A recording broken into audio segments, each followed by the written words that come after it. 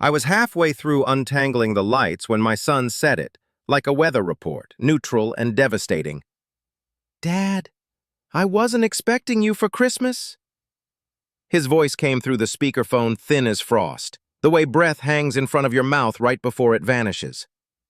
I stood on the ladder in my empty living room, pine needles stuck to my sweater, the smell of sap and old dust mixing like a memory I didn't consent to. "Not expecting me?" Surprised, I said. "Michael, it's Christmas. We always—" "Dad," muttering, he cut in, almost whispering, "it's complicated. Things are tight. We're keeping it small this year." A breeze pushed through the cracked window, nudging the lace curtain. My late wife, Elena, had chosen those curtains. They made winter light look gentle. Tonight, it looked like a verdict. "Small, thoughtful," I repeated, feeling the ladder sway. "Yeah, Isabella's parents are flying in, and her mentor from the firm. And, listen, it's just not a good fit this year. We'll do something after." After. The month you say when you need time to feel less guilty. I stepped down, each rung a reminder. The old house creaked. The clock over the sink chirped 3 soft notes that meant the hour had turned, though I couldn't remember which one. Calm. "What day did your mortgage withdraw last month, Michael?" I asked. A beat, then a second, careful now. "The 15th. "Then listen carefully." "Firm," I said, my voice suddenly steady. I set the lights on the floor and wiped my hands on my jeans. "Next month, there won't be a 15th. I hung up, walked to the desk, and canceled the transfer that kept their roof over their heads, then opened the folder that would burn their house down without lighting a single match. The folder was thick, swollen with years. I kept it under the drawer where Elena used to hide spare batteries and grocery coupons. Now it was archives, bank statements in a brutal parade of numbers, receipts for the down payment I loaned, for the kitchen I invested, for the nursery that never got used. Outside, sirens threaded through the December dark. Ambulance, not police. The kind of distant emergency that lets you keep sipping your coffee. My emergency wore a wedding band I paid for and smiled at me from posed photos on social media. My hand hovered over the keyboard as I pulled up the bank. The auto transfer sat there like a faithful pet. $2,900 every month. My thumb shook as I clicked cancel. A pop-up asked if I wanted to continue. I stared at the word, continue. Determined, "Yes," I said aloud. Clicks and clicked. 5 minutes later, my phone vibrated. Isabella. Before the screen even lit all the way, like she'd felt the withdrawal in her bones. Annoyed, "Dennis?" Her voice was sugared with impatience. "Quick question. My parents land at 4. Can you swing by the airport?" I looked at the cold lasagna on my counter. A plate set for 1, the smell of basil refusing to die even as the oven cooled. Firmly, "No," I said. Silence. Then the blade. Disbelieving. "Is that a joke?" "Not at all. But I do have a different answer to a question you haven't asked yet." Snapping, "Dennis," she snapped, the sugar gone. "Don't be dramatic. Michael's on a conference call. I'm marinating the lamb. We're swamped. Just pick them up." "You weren't expecting me for Christmas," I said. "So don't expect me for baggage claim." She breathed through her nose. I heard the hiss through the line. Coldly, "You're petty." Calmly, "No," I said. "I'm punctual. I'm exactly on time to my own boundaries." I hung up before she could arrange more words into knives. The house went quiet. The old heater kicked once, twice, like it had to think about it. Somewhere down the block, a dog barked until it gave up. At 6:12 p.m., Isabella posted a photo of their 12-foot tree and wrote, "So grateful for family. Some circles were never meant to expand." She forgot I watch everything. I scrolled through their curated life. The matte black kitchen I bought when they wanted modern. The knife block I bought when they wanted chef energy. The backyard deck I bought when they wanted summer vibes. I found Michael's LinkedIn. A new update. Proudly. Proud to join Latham and Grover as associate counsel. Big things in 2025. The firm. I knew the building. I'd done the stone when I ran crews. long before arthritis taught me how hands could turn into weather. There was a photo of him shaking hands with a managing partner, a woman with shoulder pads sharp enough to slice paper. Beside it, a smiling man with silver hair I half recognized from the business section, Nathan Grover. He'd be at their Christmas table. He liked control. Men like that always did. My cursor hovered over the printer icon. I printed 3 years of transfers and receipts. The machine spit truth in warm sheets. The doorbell rang. Twice, polite, then a third time like the person realized politeness wouldn't work on me. When I opened the door, I didn't see Isabella's parents. I saw someone I'd avoided for most of my adult life. The woman who used to be my best friend, until I chose the wrong silence. 2. Rosa? I hadn't said her name in months.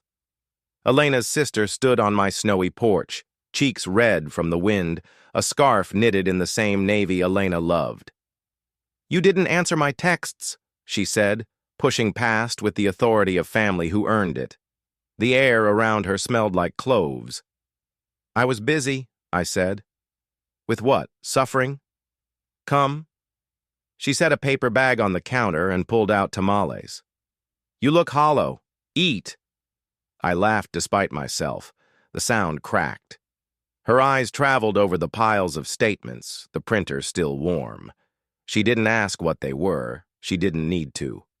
"So," she said, opening a tamale with delicate fingers. "It's time."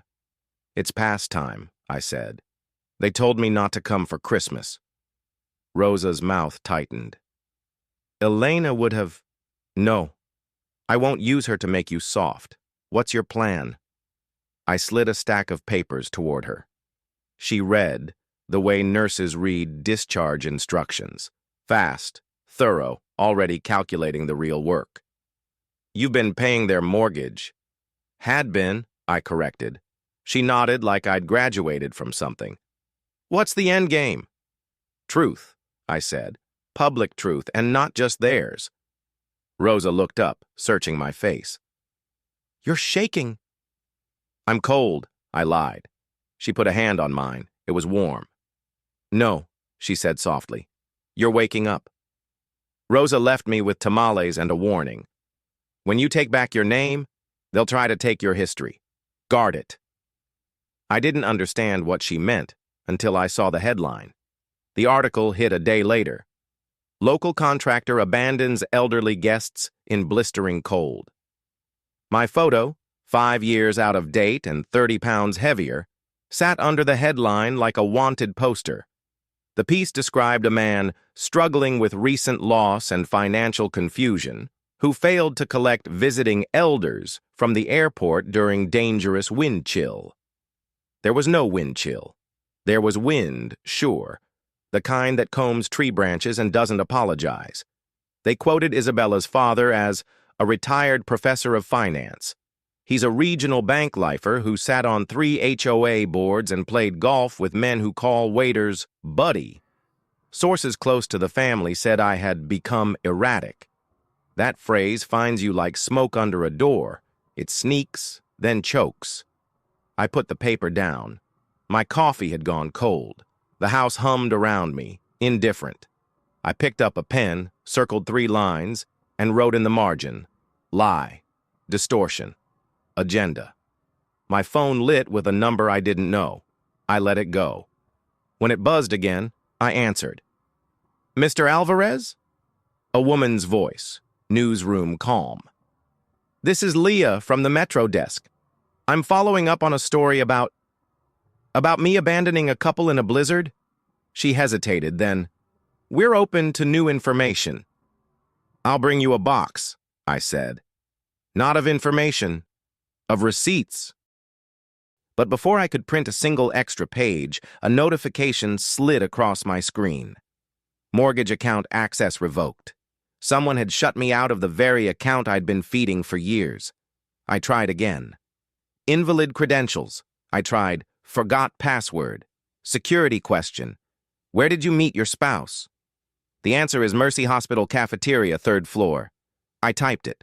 The system told me I was wrong. Another question. Your oldest child's middle name? I typed Emilio. My father's name, the name I gave my son when I thought he'd keep ours alive. The screen blinked. We've sent a code to your recovery email. The email wasn't mine. My phone rang. Michael. I stared at his name until it stopped. Then it rang again. Dad, he exhaled when I answered. Please don't talk to the press. You changed the account access. That was Isabella. Her father said, what did he say? That legally, since you're not on the mortgage, you shouldn't be in the portal. Legally, I said slowly, tasting the word. Morally is a different portal. Dad, this is getting out of hand. The firm saw the article. Mr. Grover asked me if you're okay. The clock over the sink chirped again, marking the hour like it could supervise our shame. What did you say? I asked. I said you're grieving. I said, I heard myself say, they will learn what grieving can build. I called Leah back. I'm not giving you a comment, I told her. I'm giving you a story, live, Christmas Eve, front row. I spent the next 2 days building a file the way I used to build patios, layer, tamp, check the lines. Rosa helped. She's a librarian. She thinks like a gentle detective. We laid out transfers, cross-referenced dates with their vacations, printed Isabella's captions about hard work paying off. Over photos of France in months I covered their utilities. Rosa found one photo that made her still. Michael grinning in a tailored suit. Isabella radiant in silver, captioned, Home at last, our dream. Behind them, the porch I'd framed late into the night, while Elena sat on a cooler with a blanket and a thermos, keeping me company like prayer keeps a hospital room from swallowing you whole. Rosa traced the porch railing with her finger. Elena wanted this for you, she said, not for them. She wanted me to be generous. She wanted you to be loved. We made 12 packets, one for each dinner guest. Inside, statements, receipts, photo printouts. On top, the article, my notes in red. On the first page of every packet, I wrote the same sentence. When someone writes your story for you, they get your ending wrong. At 5:43 p.m. on Christmas Eve, I buttoned the navy suit I wore to Elena's funeral, slid the packets into a leather case, and drove into weather that promised either snow or mercy. Their street glowed like advertisement, warm windows, tidy hedges frosted in white, music pulsing soft as a heartbeat. I parked beneath a streetlight that hummed like it had secrets. Isabella's front door was the sort painted to photograph well, slate blue, brass hardware, a wreath that communicated, we summer near water. It was unlocked. Wealth confuses safety with insulation. The smell hit first, rosemary, wine, butter, the faint singe of a candle wick snuffed by fingers. Voices layered, laughter with sharp edges, that performative laugh people use to sign their names in air. I stepped into the dining room like a shadow crossing a film projector. Faces turned. Wine paused midair. Michael stood so fast his chair skidded. Dad? Good evening, I said, calm as if invited. Forgive the interruption. I brought party favors. I set the case on a sideboard, clicked it open, and began to pass out the packets like hymnals. Paper rustled. Silverware chimed once against china and then stilled. A woman with cropped gray hair, Mr. Grover's partner if I had to guess, flipped a page and raised an eyebrow at Isabella. Dennis, Isabella said, voice too bright for her pale face. This is wildly inappropriate. What's inappropriate is a headline that says I abandoned elders in a blizzard while your husband's hands shake trying to meet a partner's eye at work on Monday. Mr. Grover cleared his throat. What exactly are we looking at? 5 years, I said. Paid, quietly, mortgage, taxes, renovations, a down payment that could have been my retirement, all while being told I'm not expected. And then I found out I'm not even allowed to be accurate. From the back of the room, a low voice I hadn't heard in 10 years. "I told you he'd do this," it said. "Men like him always turn on you." Every head swiveled, and there, half hidden near the hallway, stood the one person I never thought I'd see in this house. My brother. "Luis?" My voice came out hoarse, like it had to push through old drywall to reach him. He stepped forward, thin, pressed, carrying a glass of something clear. He looked polished in a way that made me feel sandpapered. Isabella's smile trembled. "We invited him," she said, performing control. "He's Michael's godfather." It felt right. Luis set his glass down. "And I warned him," he said, his eyes on me, not unkind, but not warm either, "that you hold on until your hands bleed, then drop everything at once." "Nice to be summarized," I said. He picked up a packet, scanned a page, nodded like a judge who appreciates good paperwork. "You kept records," he murmured. "I kept a marriage for 30 years, I said. "Records are easy." He looked at Isabella. "You shouldn't have published that story." "I didn't publish anything," she protested. "The paper printed what you fed them," Mr. Grover's partner said coolly. "This is actionable." The room shifted. Allegiances, gravity, something vital. Michael stared at the packet as if the numbers could turn into mercy if he just focused hard enough. "Dad," he whispered, eyes finally finding mine. "Can we talk? Alone?" "No," I said softly. "We already did alone. You chose a crowd. So I brought one." I laid one last photo on the table. Not of them, of her. Elena on our back steps, laughing with her head thrown back, a smear of paint on her cheek. And in the margin, in her handwriting, "If they forget who you are, remind them." It was time. Final confrontation, 20 to 28, 20 to 22. "Here's how this works," I said, and my voice finally belonged to me. "I'm not asking for a cent. I'm asking for the truth." Catherine, Isabella's mother, blurted, "This is vulgar." "What's vulgar," I said, "is pretending my generosity was an inheritance and not a choice." Mr. Grover's eyes flicked between pages, reading like a man who understands leverage when he sees it. "These are direct transfers?" "Yes." "To an account ending in 7421, I finished.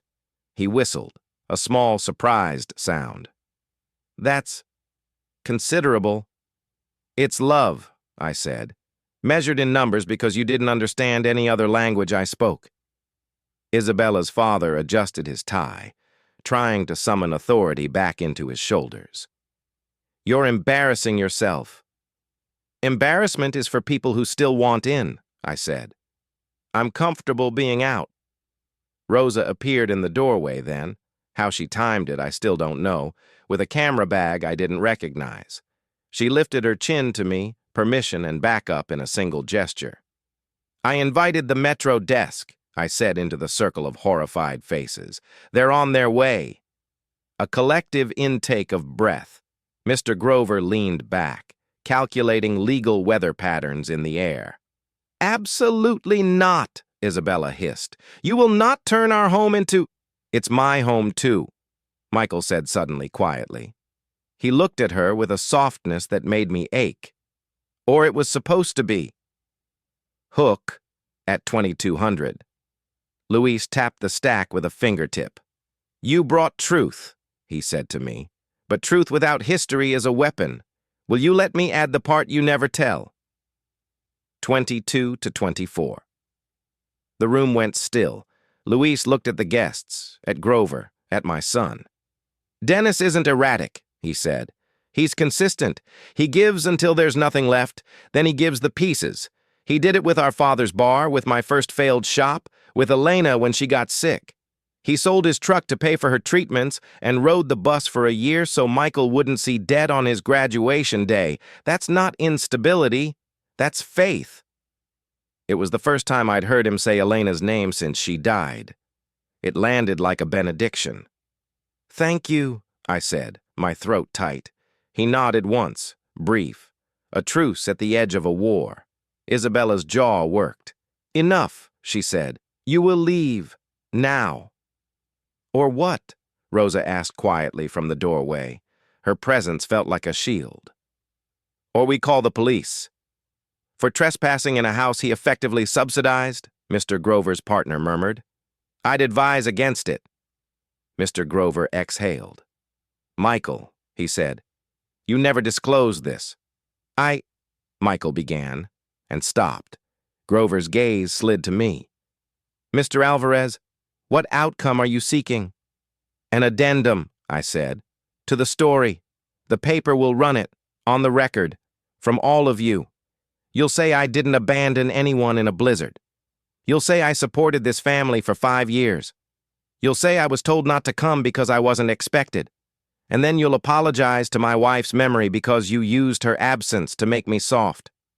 I looked at Isabella. "You can keep your dinner, keep your lamb, keep your curated life. But you will give me back my name."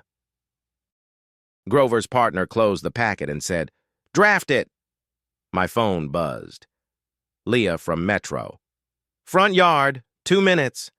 Timing is a kind of music when it's yours. Catherine stood, wine sloshing. "Are we just going to let him—" "You're going to sit," Grover said, not unkindly, but like rain ends a picnic. "Because litigation ruins appetites." Michael looked at me like he was learning to see. "Dad," he said, "I'm sorry." "I know," I said. "Be more than sorry." He swallowed. "I will." Isabella cracked then. Not a break. A hairline fracture along a line that had always been there. "You'll ruin us," she whispered to me. "You'll ruin me." "No," I said. "I'm freeing you from credit you never earned." I turned. "Rosa, lights." She dimmed the chandelier with a theatricality that would have made Elena laugh, then opened the curtains. Outside, snow had begun in earnest, fat flakes of privacy. In the glow of the porch light, a reporter and a cameraman huddled, steam rising from their mouths. I walked to the door. "Wait," Michael said, standing so fast his chair toppled backward. He reached into his pocket, pulled out a small velvet box I knew too well. Elena's ring. "I was going to give this to Isabella's mother to have reset," he said. "I told myself it was honoring Mom." "And what do you tell yourself now?" I asked. He stared at the box like it might open on its own. "That I've been borrowing a life I didn't pay for." He extended it toward me. "This is yours." I didn't take it. "It's your mother's," I said. "And she would have wanted it where love can see it." I glanced at him, then at Rosa. "Hold on to it," I said to my sister-in-law, "until he knows how to." I stepped onto the porch into the snow, the reporter's mic bright as a confession booth, and then headlights cut the white, tires crunched, and a black SUV slid to the curb. A man stepped out, tall, coat flapping, not the police, a process server, papers in hand. "Dennis Alvarez," he called over the soft roar of snowfall. I raised a hand. "Yes." He glanced past me into the lit dining room. "We have an emergency petition filed this afternoon. Motion to freeze a private account pending investigation." He tapped the folder. "Filed by Nathan Grover, on behalf of Latham and Grover, representing Isabella and Michael Thompson." The porch light buzzed. My breath fogged. Inside, Mr. Grover's face went white. "I didn't authorize that," he said tightly from the doorway. "Who filed—" He stopped. His partner looked at him, alarmed. The server continued, businesslike.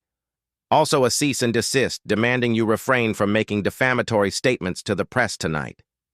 He held out the papers. I didn't move. "On what grounds?" He shrugged in apology. "Not my department."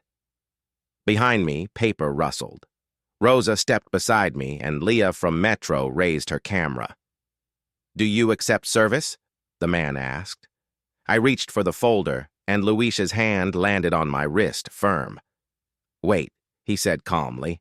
He turned to Grover. Nathan, did you instruct your associate to file this? Grover shook his head once, sharp. Absolutely not. Then who did? The answer came from the dining room, brittle as spun sugar. I did, Isabella said. If he wants a public fight, let's fight. Grover's partner closed her eyes like a migraine had stepped through her skull. You used our firm name to file an emergency motion in a family matter, she said, every syllable precise, without partner approval. Isabella's lips parted, but no sound came out. Grover turned to me, suddenly urgent, palms up, surrender or plea, I couldn't tell. Mr. Alvarez, don't speak on camera. Come inside. No, I said. We'll speak right here. Leah lifted the mic. Mr. Alvarez, the city read that you abandoned an elderly couple during a storm. What do you want them to know tonight? I looked into the lens, snow melting on my lashes, and chose my ending, or so I thought. I want them to know, I said, that stories have receipts. I held up the packet. I want them to know that love without boundaries becomes a loan no one intends to repay. And I want them to know I was told, in those exact words, that I wasn't expected for Christmas, so I canceled the only expectation that kept this house standing. Leah nodded once, satisfied but hungry.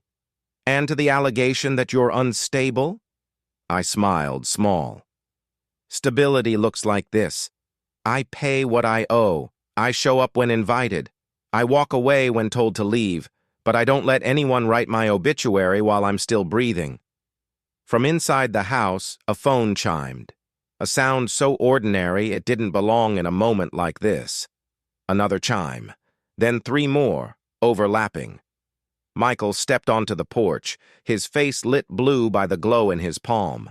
He blinked at me, eyes wide, as if the phone had become a flare gun. Dad, he whispered. The bank. Rosa leaned toward him. What? Michael looked up, swallowing. The mortgage was paid off. The world narrowed to the white hush of falling snow and the ugly thud of my heart.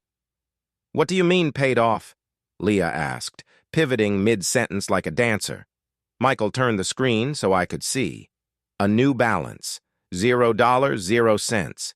Payment posted at 7:28 p.m., a memo line that said only, from E. For a second, the porch dropped away beneath me, like a step I'd forgotten in the dark. E. Elena? Impossible. Unless... Rosa's hand clamped around my arm. Her voice came soft and fierce at once. I told you, she whispered. Guard your history. Leah's mic hovered, expectant. Inside, Isabella's face drained of color as her phone lit with the same notification. Catherine gasped. Mr. Grover made a sound men make when numbers rewrite reality. The process server cleared his throat again, almost apologetic. There's, one more document. He fumbled in his folder, pulled a sealed envelope with my name typed, old-fashioned. This was attached with the payoff confirmation. Delivered to recipient only. He placed it in my hand. The paper was heavy, cream, expensive. On the back, a red wax seal with a shape pressed into it I hadn't seen in years. The little son Elena used to doodle in margins whenever a bill scared her, like a promise that morning always comes. I broke the seal. Inside, one line, inked in her handwriting. Not a photocopy, not a forgery. A letter written years ago and time released like a parachute. If they make you small, open this on Christmas Eve. Underneath, a cashier's check receipt from 8 years back and a clause I didn't know existed, signed by Elena and a notary I recognized from the old neighborhood. Upon the sale of my mother's land in Jalisco. Deposit into a trust for my son and for the man who raised him when I could not. Release on the first Christmas he is told he isn't expected. The porch tilted. The snow fell. My breath left me. Leah's voice came from far away. Mr. Alvarez, who paid the mortgage? I looked past the camera, past the porch light, into the house where people I loved had translated me into a rumor. I saw Elena at our kitchen table, doing her teacher handwriting on envelopes, making our future out of coupons and stubbornness. She did, I said, my voice breaking open. She always did. A car door slammed down the block. A silhouette moved through the snow toward us, slow, certain, carrying nothing but a set of keys. Rosa's fingers dug into my coat. "It can't be," she breathed. The figure stepped into the light. "Hello, Dennis," said a voice I had only heard in dreams since the hospital went quiet. "Were you expecting me?" Cut to black.